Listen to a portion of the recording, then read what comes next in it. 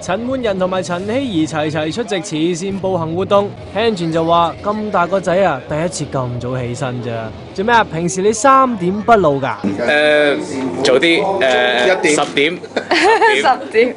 我可能11點添啊，仲要，因為仲要化埋妝添，係啊，所以女仔要多1個鐘頭時間準備。我都要多1個鐘啊！點解？要多啲嘢清啊嘛！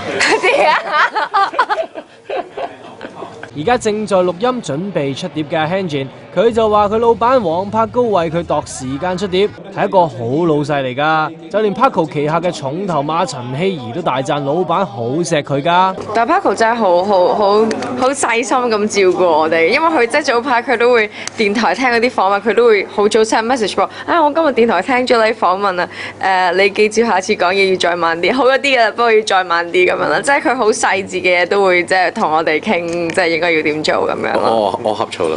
你呷醋啊？唔好呷醋啦！